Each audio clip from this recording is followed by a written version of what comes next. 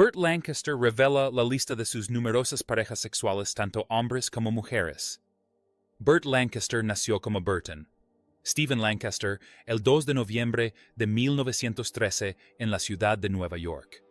Creció en una familia de clase trabajadora en East Harlem durante la Gran Depresión. Sus padres, Elizabeth y James Lancaster, le inculcaron un sentido de disciplina y trabajo duro que marcaría su trayectoria profesional. Aunque la familia atravesaba dificultades económicas, el joven Burt disfrutaba de las actividades físicas, en particular la gimnasia y la acrobacia, que más tarde definirían sus inicios profesionales. Asistió a la escuela secundaria DeWitt Clinton, donde su talento atlético destacó, lo que le valió una beca para la Universidad de Nueva York. Sin embargo, inquieto y aventurero por naturaleza, finalmente dejó la universidad para unirse al circo como acróbata, formando parte del famoso número de trapecio de los hermanos Kay. Esta experiencia temprana no solo perfeccionó su extraordinario atletismo, sino que también desarrolló su presencia escénica y su valentía, cualidades que más tarde le serían muy útiles en la gran pantalla. La Segunda Guerra Mundial interrumpió su carrera artística cuando Lancaster se alistó en el ejército de los Estados Unidos. Sirvió con distinción en la División de Servicios Especiales, entreteniendo a las tropas y organizando espectáculos para levantarles la moral. Su experiencia en la guerra profundizó su comprensión de la humanidad y las dificultades, otorgándole una fortaleza serena y una empatía que más tarde impregnarían su actuación. Tras regresar a casa, un encuentro casual con un productor teatral lo llevó a los escenarios, donde su talento innato y su presencia magnética captaron la atención de los cazatalentos de Hollywood. Poco después, Burt Lancaster debutó en el cine con el clásico del cine negro, Los Asesinos 1946, junto a Ava Gardner. Su interpretación fue electrizante, sombría, intensa y llena de complejidad emocional.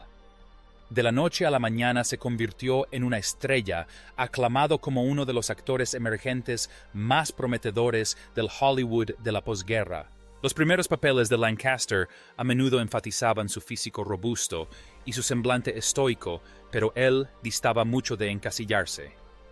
A lo largo de las décadas de 1950 y 1960, demostró su extraordinaria versatilidad al interpretar papeles que exploraban tanto la profundidad moral como los matices psicológicos.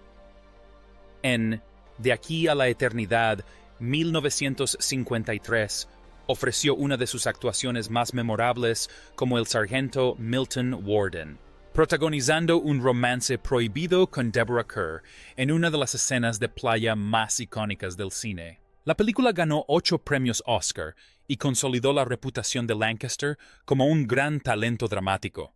Sin embargo, se sentía igualmente cómodo interpretando papeles más oscuros y desafiantes, como su interpretación del despiadado columnista de chismes J. J. Hunsaker en El dulce olor del éxito, 1957, una actuación que sigue siendo una lección magistral de amenaza contenida y cinismo. La capacidad de Lancaster para oscilar entre el heroísmo y la ambigüedad moral lo distinguió de muchos de sus contemporáneos, lo que le valió el respeto de la crítica y la admiración de la industria. Más allá de la actuación, Burt Lancaster también fue un pionero detrás de las cámaras. En 1948 cofundó la productora Hecht Hill Lancaster, una de las primeras compañías dirigidas por actores en Hollywood. Esto le permitió tener el control creativo de sus proyectos y promover películas con mensajes sociales y políticos. Bajo este lema produjo obras innovadoras como Marty Meal, 1955, ganadora del Oscar a la mejor película, que puso de relieve la dignidad de la gente común. Su compromiso con la creación de historias significativas y centradas en el ser humano reflejaba sus propias convicciones y su curiosidad intelectual. Lancaster nunca temió abordar temas controvertidos ni prestar su nombre a proyectos que desafiaran el statu quo de Hollywood. De esta forma, allanó el camino para que las futuras generaciones de actores tomaran las riendas de su destino artístico. La carrera de Lancaster siguió evolucionando durante las décadas de 1960 y 1970, pasando de papeles románticos y heroicos a personajes complejos y hastiados que reflejaban la madurez de su oficio.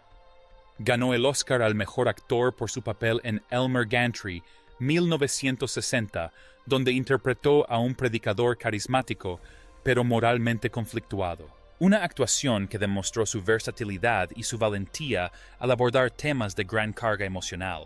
Más tarde en películas como El hombre de Alcatraz, 1962 y Atlantic City, 1980, Lancaster demostró una profunda sensibilidad y profundidad que se acentuaron con el paso del tiempo. Su papel en Atlantic City junto a Susan Sarandon le valió un renovado reconocimiento y una nominación al Oscar, demostrando que incluso en sus últimos años seguía siendo una de las figuras más imponentes del cine. Fuera de la pantalla, Burt Lancaster era conocido como un hombre profundamente inteligente y con una gran conciencia social. Era un político franco, defensor de los derechos civiles, opositor a la guerra de Vietnam y promotor de causas liberales mucho antes de que se pusiera de moda en Hollywood. Sus colegas solían describirlo como intenso obstinado y con principios con un fuerte sentido de la justicia y la humanidad. Sin embargo, bajo su imponente apariencia poseía calidez, ingenio y generosidad. Se casó 3 veces y tuvo 5 hijos, manteniendo un fuerte sentido de la familia a pesar de las exigencias de su carrera. Quienes lo conocieron personalmente solían destacar su integridad y la discreta compasión que contrastaba con su imponente presencia en la pantalla. La vida personal de Burt Lancaster, aunque a menudo eclipsada por su brillante carrera en Hollywood, estuvo marcada por varias relaciones significativas que reflejaban tanto la evolución de su personalidad como las diferentes etapas de su vida. Sus matrimonios revelan mucho sobre el hombre detrás de la carismática presencia en pantalla, una persona impulsada por la pasión, la ambición y una búsqueda constante de sentido y compañía en el impredecible mundo de la fama. El primer matrimonio de Lancaster fue con June Ernst, con quien se casó en 1935, mucho antes de alcanzar el estrellato. En aquel entonces, Lancaster aún luchaba por encontrar su lugar en el mundo, desempeñando diversos trabajos ocasionales durante la Gran Depresión y actuando en el circo como acróbata. El matrimonio de June y Burt representaba la inocencia y el optimismo juvenil de 2 personas que intentaban construir un futuro juntos a pesar de sus escasos recursos. Compartieron las dificultades de la vida antes de la fama, y June estuvo a su lado cuando él era simplemente Burt Lancaster, el soñador, aún no la leyenda de Hollywood. Sin embargo, las exigencias de una carrera en el mundo del espectáculo que comenzaba a definirse junto con la presión de su creciente ambición, empezaron a afectar su relación. A medida que la vida de Lancaster se orientaba hacia la actuación, sus caminos comenzaron a separarse. Tras más de una década juntos, se divorciaron en 1946, marcando el final de su primer gran capítulo personal. Poco después de que terminara su primer matrimonio, Lancaster conoció a Norma Anderson, quien se convertiría no solo en su segunda esposa, sino también en la madre de sus 5 hijos. Se casaron en 1946, el mismo año en que su carrera despegó rápidamente tras su papel revelación en Los Asesinos 1946. Norma desempeñó un papel fundamental en este periodo crucial de su vida, ofreciéndole estabilidad y apoyo mientras la fama de Lancaster se extendía por Hollywood. La unión de la pareja duró más de 2 décadas, durante las cuales experimentaron tanto el glamour como las dificultades propias de la vida en la industria cinematográfica. Norma solía ser vista como el contrapeso en la vida de Burt, alguien que aportaba una sensación de normalidad en medio del caos de la fama. Juntos afrontaron los retos de criar una familia, mientras que la apretada agenda de Burt a menudo lo mantenía alejado de casa durante largos periodos. Sin embargo, las mismas cualidades que hicieron de Lancaster un actor cautivador, su intensidad, independencia e incansable búsqueda de la excelencia, también lo convirtieron en un marido difícil. Sus largas jornadas de rodaje, sus frecuentes viajes y los rumores de infidelidad contribuyeron a la creciente tensión entre ellos. Tras 23 años de matrimonio, Burt y Norma se divorciaron en 1969, un punto de inflexión profundamente personal, que coincidió con una transformación en su perspectiva profesional, ya que en la década de 1970 comenzó a explorar proyectos cinematográficos más complejos y con mayor conciencia social. Tras el fin de su segundo matrimonio, Lancaster pasó muchos años sin volver a casarse, dedicando gran parte de su tiempo a su trabajo, a sus hijos y a diversas causas humanitarias. Se sabe que tuvo varias relaciones sentimentales durante este periodo, pero ninguna llegó a consumarse en matrimonio. Sin embargo, con la edad pareció volverse más sensible, mostrando un mayor aprecio por la compañía y el amor en sus últimos años. En 1990, a los 77 años, Burt Lancaster se casó con Susan Martin, su tercera y última esposa. Su matrimonio reflejó una etapa más tranquila y reflexiva de su vida. Para entonces, la carrera de Lancaster se había ralentizado debido a problemas de salud y ya no era la joven estrella arrolladora de los años 50 y 60. Susan, mucho más joven que él, se convirtió no solo en su compañera, sino también en su devota cuidadora, mientras su salud se deterioraba tras un grave derrame cerebral a principios de los años 90. Su relación se basaba en el respeto y el afecto mutuos, un vínculo tierno que le brindó a Lancaster compañía y paz en sus últimos años. Cuando la familia de Burt Lancaster se reunió en su casa de Beverly Hills, tras su fallecimiento, esperaban encontrar la habitual colección de recuerdos, guiones, de películas viejas, cartas de amor, trofeos y fotografías descoloridas de una vida dedicada al cine. Lo que ninguno esperaba era la nota. Una única confesión manuscrita guardada en el cajón de su escritorio sellada con las iniciales B.L. Comenzó de forma sencilla, dicen, que la vida de un hombre se mide por el amor que da y el que oculta. Yo he ocultado el mío durante demasiado tiempo. La carta se extendía a lo largo de varias páginas, y su letra tan característica y audaz revelaba historias que jamás se había atrevido a contar en vida. El ídolo dorado de Hollywood, el fuerte y atlético galán que interpretaba a soldados y amantes con igual convicción, reveló la verdad sobre el corazón que se escondía tras la leyenda. Sobre Cary Grant. Cary fue el primero en enseñarme que el encanto podía ser una armadura. Ambos éramos maestros de la interpretación, él con su gracia natural, yo con mi aspereza. Una noche después de una fiesta en el estudio en el 49, nos sentamos en el balcón de su casa en Palm Springs. Él sirvió ginebra, yo lié cigarrillos, y hablamos de lo solitario que era ser adorado por el mundo, pero desconocido para cualquier persona real. Supongo que esa noche comprendí que el amor podía esconderse tras la risa. Lancaster describió a Grant como un caballero de máscaras, un hombre al que admiraba y envidiaba, pero también alguien a quien nunca podría poseer por completo. Su amistad estaba teñida de tensión de deseo oculto tras la negación. Sobre J. Edgar Hoover. La gente nunca creerá esto, pero Hoover estaba fascinado conmigo. No era amor, era control. Quería poseer a todos aquellos a quienes no podía pertenecer.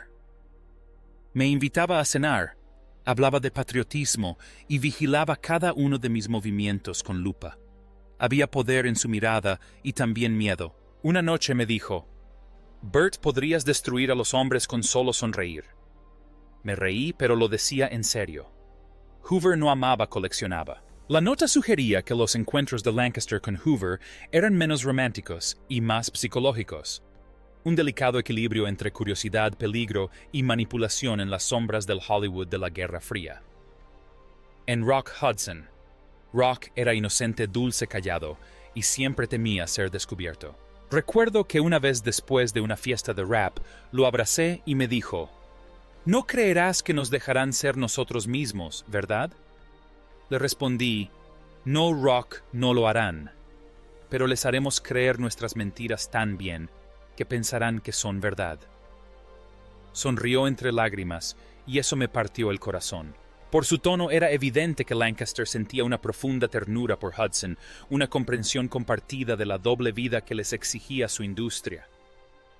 En Ricky Nelson. Ricky era ese chico en el que me veía reflejado hambriento, confundido y buscando aprobación en las personas equivocadas. Era demasiado mayor para enamorarme de él, pero lo hice. Intenté protegerlo de los lobos de la industria. Quizás me convertí en uno de ellos en el proceso. La nota describía una relación de mentoría que se transformaba en pasión, la de un veterano de Hollywood que intentaba sin éxito mantenerse al margen. Sobre Marlon Brando. Marlon era caos, un caos hermoso y peligroso. Desafió todo lo que creía saber sobre la masculinidad. Se reía de mi disciplina, se burlaba de mi autocontrol. Una noche peleamos, luego nos besamos y luego volvimos a pelear. Me dijo, «Tienes miedo de sentir, Bert». Quizás tenía razón. Marlon nunca temió a las emociones. Las vivía intensamente. Yo solo las fingía. Sus encuentros se describían como tormentas breves, intensas e inolvidables. En Montgomery Clift, Monty era el alma más bondadosa que jamás conocí. Llevaba su dolor como un halo en silencio y sin quejarse. Creo que lo amaba sobre todo porque no necesitaba que yo fuera su héroe. Él supo ver a través de la coraza. Nos sentábamos durante horas, sin decir mucho, simplemente existiendo dos hombres fingiendo que el mundo exterior no existía. La carta seguía presente en Clift, en su vulnerabilidad, sus adicciones y la silenciosa tragedia que lo atormentaba. Las palabras de Lancaster sonaban más a duelo que a confesión. Sobre Ava Gardner. Ava era el tipo de mujer que no se olvida por mucho que se intente.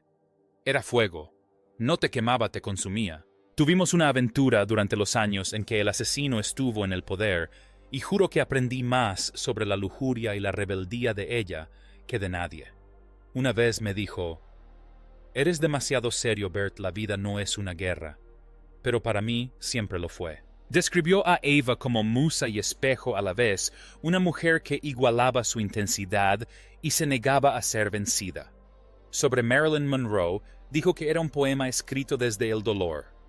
La gente la creía frágil, pero nunca vieron con qué intensidad anhelaba ser comprendida. Recuerdo que me dijo, «No soy tonta, Bert, simplemente finjo serlo». Una vez pasamos un fin de semana juntos en Palm Springs.